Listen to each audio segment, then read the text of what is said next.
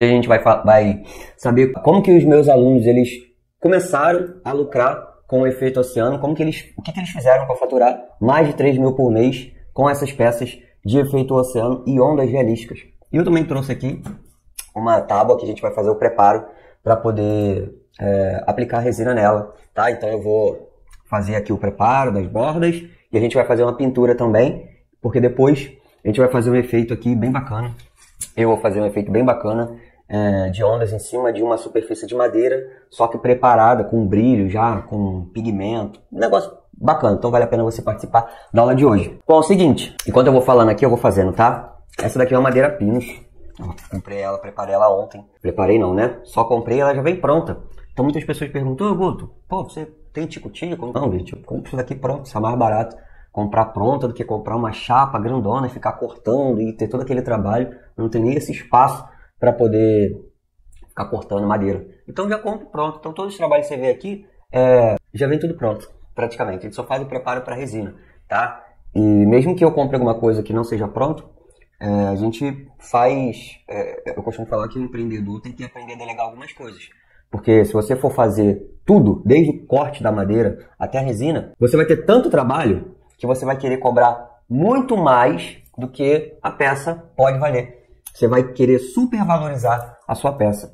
Então, pô, essa peça aqui, ela me custou R$13,50. Se eu fosse cortar, comprar madeira, fazer corte da madeira, ter as ferramentas para cortar, ter o meu tempo, né, para poder cortar e fazer tudo preparo, isso daqui não iria sair esse valor. Eu ia ter que cobrar muito mais caro.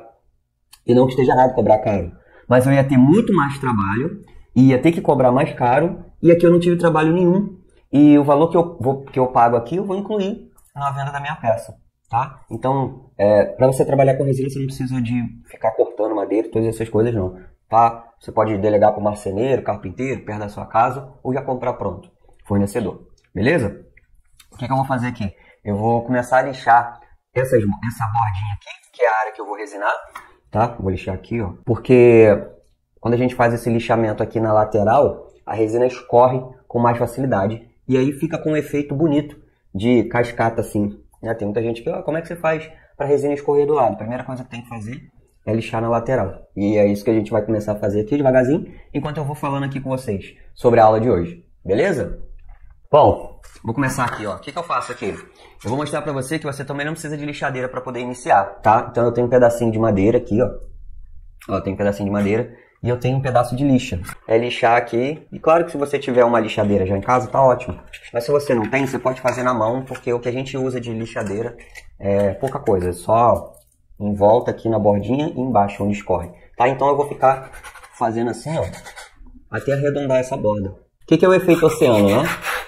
Efeito oceano é essa arte que a gente faz, que você tá vendo aqui no fundo, de fazer a representação das ondas com a resina epóxi, de forma que fique uma visão aérea da praia. E aí, você pode utilizar aí... Você pode não, né? Você vai utilizar praticamente 3 pigmentos, que é azul, branco e verde. Claro que se você quiser fazer outras cores, e hoje a gente vai fazer um preparo aqui para fazer outras cores, você pode fazer também. Mas a gente faz uma visão aérea da praia de um jeito bem realista, de forma orgânica, que eu costumo falar. Esse que é o efeito oceano. É um jeito criativo de você fazer esse tipo de peça. E aqui eu ensino não só a fazer, mas a vender e faturar mais de 3 mil em um dia com esse tipo de trabalho, tá? Então você faz essas peças lucrativas, porque se usa uma quantidade de resina muito pouca, se usa uma madeira bem barata, você tá vendo aqui que é Pinus, é uma das madeiras mais baratas que tem aí, se não a mais barata que a gente tem no mercado. Madeira de reflorestamento, para quem é preocupado com o meio ambiente, está trabalhando com madeira, as árvores, não, a Pinus é uma madeira de reflorestamento. É uma árvore que é plantada só para poder ser retirada essa madeira aqui. Diferente de outras madeiras de lei que estão aí há mais de 100 anos na natureza, que o pessoal corta. Eu não uso, né, mas o pessoal corta para poder fazer trabalho de resina. Eu sou contra. Eu acho que trabalho de resina tem que ser feito só com restos de madeira, tá? Sou contra cortar árvore para fazer qualquer tipo de coisa, até aquelas mesas bem bonitonas.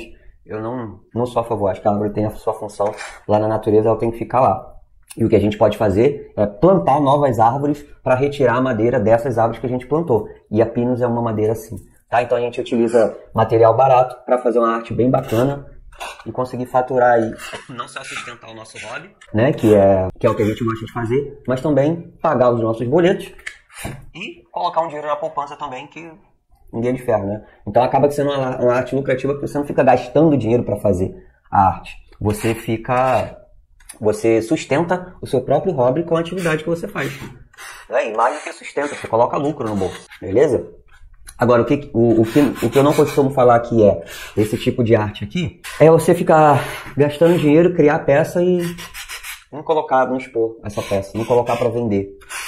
E eu sei que tem gente que, Guto, eu não quero vender não, eu não tô com pressa de vender.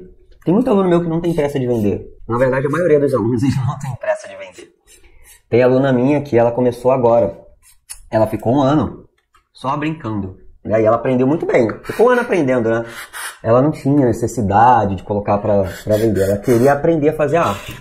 Então ela ficou 1 ano. Na verdade foi 1 ano, 11 meses. E aí no 11º mês, ela falou, Guto, agora que eu criei um Instagram pra colocar pra vender minhas peças. Não, o nome dela é Letícia. De repente ela tá até na live.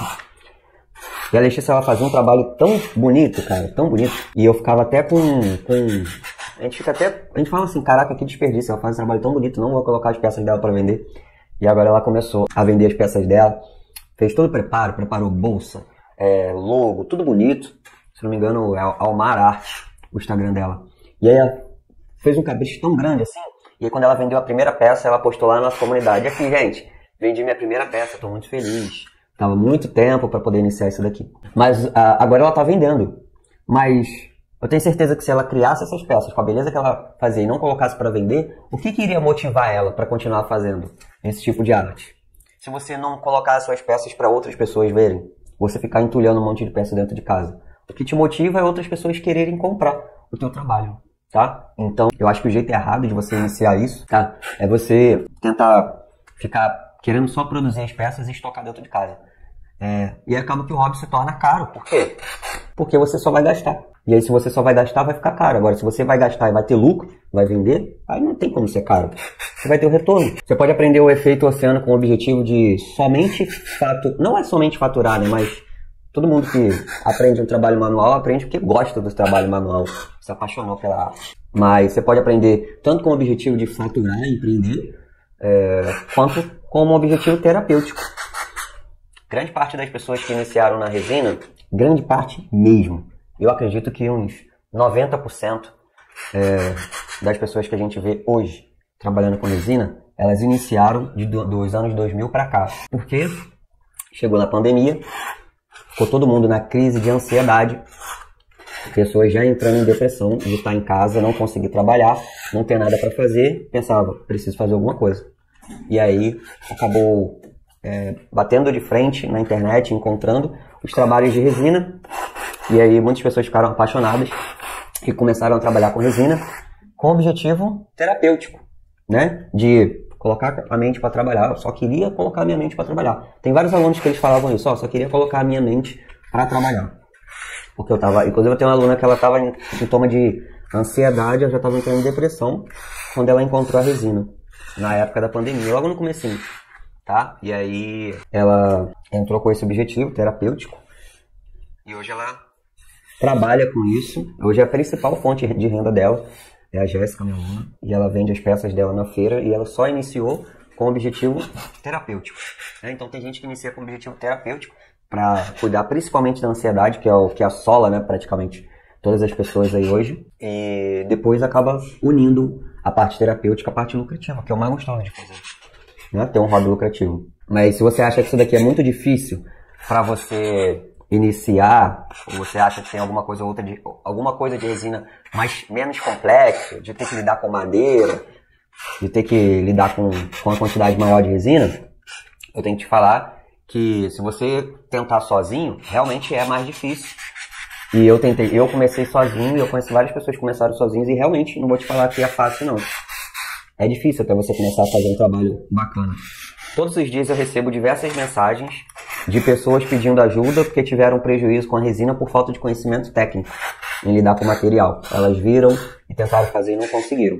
Mas isso é normal de quem inicia sozinho. É normal. Isso daí, seja você fazendo peça pequena, fazendo peça maior, é normal. Quem inicia sozinho ter esse tipo de dificuldade, tá? Mas se você tem professor, tem mentor, tem alguém que te ajude, isso daí meio que passa batido, porque você vai aprender como iniciar gastando o mínimo possível e já aprender a técnica do jeito certo, beleza?